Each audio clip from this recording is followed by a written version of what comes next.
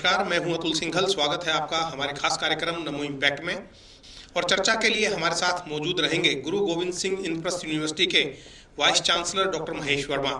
Doctor साहब से चर्चा शुरू करने से पहले हम थोड़ा सा आपको आईपी यूनिवर्सिटी और डॉक्टर महेश वर्मा के बारे में भी बताना चाहेंगे। गुरु यूनिवर्सिटी में सुधार के लिए आप क्या कर रहे हैं, क्योंकि एक प्रेस्टिजियस यूनिवर्सिटी है जी। और पिछले कुछ सालों के अंदर जो ऊंचाइयां इसको छूनी चाहिए थी जी, शायद वो हासिल नहीं हो पाई। नहीं, ऐसा नहीं है। देखिए, यूनिवर्सिटी, सबसे पहले मैं बताना चाहूंगा, यूनिवर्सिटी बहुत यंग यूनिवर्सिटी है। ये सिर्फ 22-23 साल पुरानी यूनिवर्सिटी है और किसी भी इंस्टीट्यूशन को ग्रो करने में, मैच्योर होने में थोड़ा समय लगता है। और मैं अगर देखता हूं कि 22-23 साल में 1998 में इसका एक्ट बना था और तो ये कोई यानी काफ़ी यूनिवर्सिटी ने बहुत अच्छा काम किया है, अपने आप को एक एस्टैब्लिश किया है। टॉप 100 यूनिवर्सिटीज़ जो इंडिया की है उसमें आईपी यूनिवर्सिटी आती है। और आईपी यूनिवर्सिटी का एक ऐसी स्ट्रेंथ है कि दिल्ली के 85% स्टूडेंट्स को ये सर्व करती है। तो ये बहुत बड़ी चीज़ है, बहुत विशाल हमारी यूनिवर्सिटी है और इतने सारे कोर्सेज, इतने सारे कॉलेजेस। ठीक है, आपकी योजनाएं क्या है ये बताइएगा। कि नहीं, अभी देखिए ऐसा है कि हम नए प्रोग्राम करना चाहते हैं, जो ये नई नीति एजुकेशन पॉलिसी के हिसाब से, और वैसे भी हम नए अपने जो प्रोग्राम एग्जिस्टिंग हैं उनको रिवाइज करना चाहते हैं, नए प्रोग्राम करना चाहते हैं।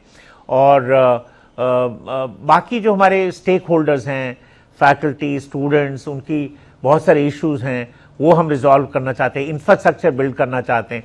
हमारा ईस्ट दिल्ली में एक नया कैंपस आ रहा है, 18 एकड़ का कैंपस।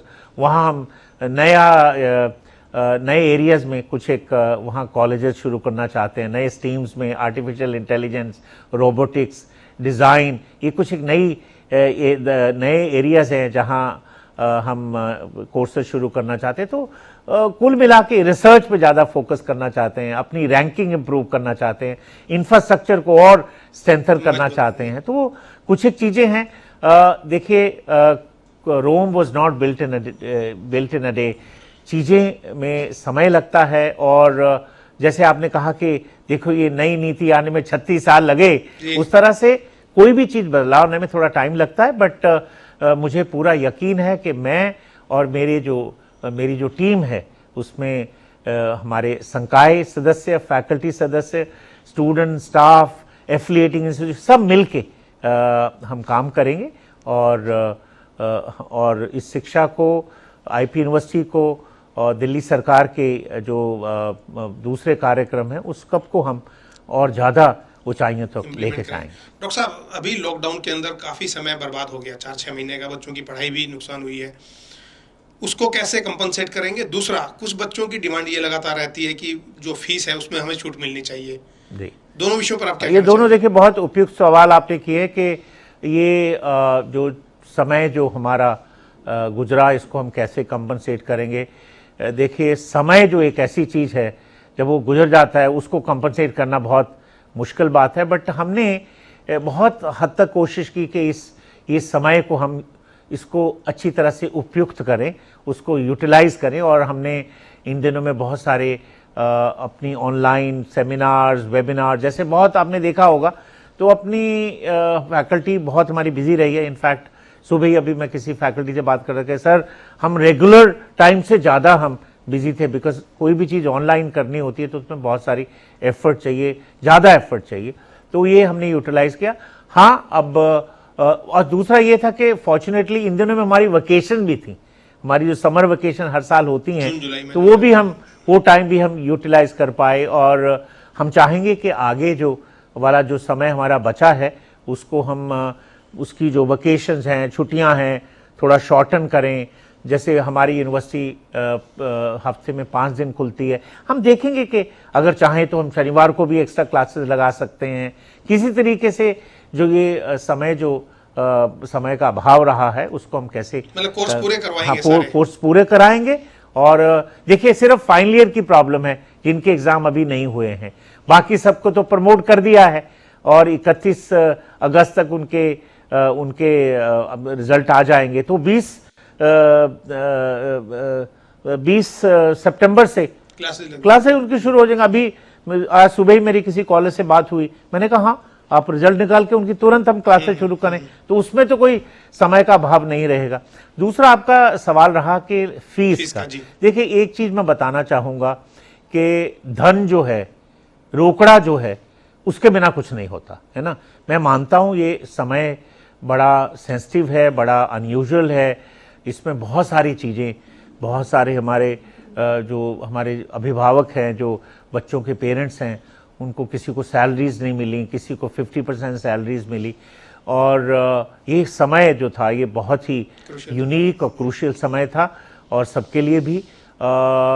बट एक चीज़ कहना चाहूँगा कि आईपी यूनिवर्सिटी की जो फीस है वो बाकी यूनिवर्सिटी की फीस से बहुत ही कम है, बहुत महज सरकारी यूनिवर्सिटीज़ है।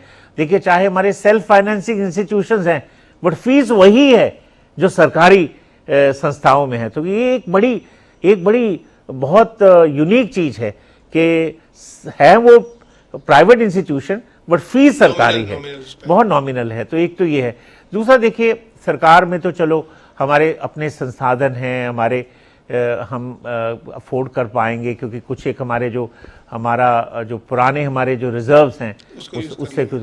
पर देखिए प्राइवेट में उनको सैलरीज देनी है, उनको अपने एस्टैब्लिशमेंट चलाने हैं।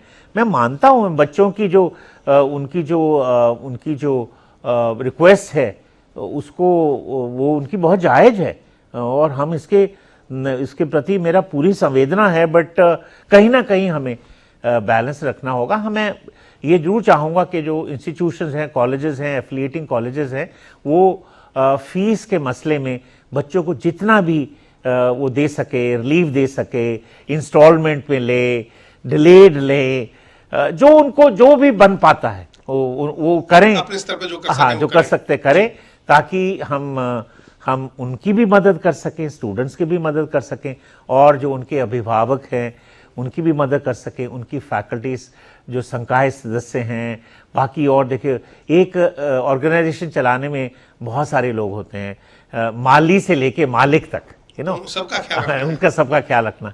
तो कहीं ना कहीं जब हम ये एक ऐसा सर्कल है, जब ये टूट जाता है तो कहीं ना कहीं इसका जो इम्पैक्ट है उस सब पे पड़ता है। तो वो हमें ध्यान रखना होगा। और मैं मानता हूँ कि बच्चों की, स्टूडेंट्स की जो मांगे हैं वो बिल्कुल जायज़ है, और हम उसके प्रति हम पूरी संवेदना है। और मैं चाहूँगा कि बच्चों की जो भी मदद हो सके इंस्टीट्यूशन जो करनी चाहिए। लास्ट में 1 लाख बच्चे, 93,000 बच्चे सारे कॉलेजों में पढ़ते हैं और लाखों बच्चे दिल्ली में हैं। आपकी तरफ देख रहे हैं, आप कुलपति हैं जी, क्या मैसेज आप देना चाहेंगे सबको?